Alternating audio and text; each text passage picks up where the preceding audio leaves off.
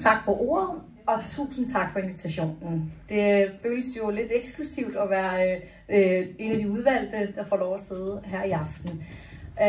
Mit navn er Sune Mariel. Jeg er ny spidskandidat for Radikale Venstre, og jeg har overtaget partiets lederskab for Lars Simonsen, der har stået i spidsen for det her parti i mere end 2 årtier. Og nu er jeg altså på runde at holde de første par debatter som spidskandidat. Og jeg har glædet mig til eventet i aften, fordi jeg selv bor i Kokkedal, og jeg elsker Kokkedal. Og jeg har fået lokket min mand, der er født og opvokset i Birkerød, til at flytte til Kokkedal. Og nu har vi heldigvis stiftet familie, så vi er endnu mere fastgroede. Og det her sted, det kan altså noget. Det er så dejligt.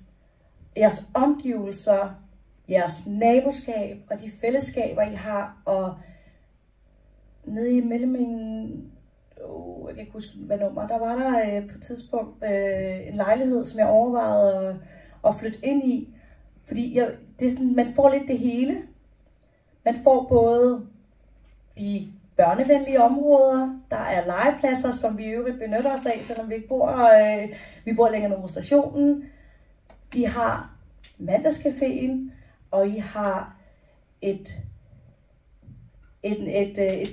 en sammenhold, der gør, at den håndtering, I lavede der tilbage i maj, skyderiet, der fandt sted meget, meget tæt på en daginstitution, tæt på en vuggestue og en børnehave, det er noget, der rystede hele byen. Men min første tanke var, jeg havde børn syge den dag hjemme. Min første tanke var, at de naboer omkring, der må have opstået en kolossal panik. For det første kan man høre det, men når du så fortæller om, at I rykkede herned, og I holdt et informationsmøde, så tænk, samme aften, så viser det, at de nærmest har handlet hurtigere end kommunen har. Vi fik rigtig hurtige oplysninger som byrådsmedlemmer, men hvor fik jeg mange henvendelser rundt omkring fra beboere, der ikke er en del af den her boligforening, som sagde, hvorfor hører vi ikke noget? Så der skulle vi være mellemled som byrådsmedlemmer. Så tak til jer for, at I passer på de beboere, I har her. Ja, og så glæder jeg mig enormt meget til, hvad det er, vi skal dykke ned i, fordi at invitationen, der står der, vi skal omkring alt. Vi skal omkring fællesskab, velfærd, ældre, boliger, skoler, institutioner, idræt, natur og fritid. Nu må vi se.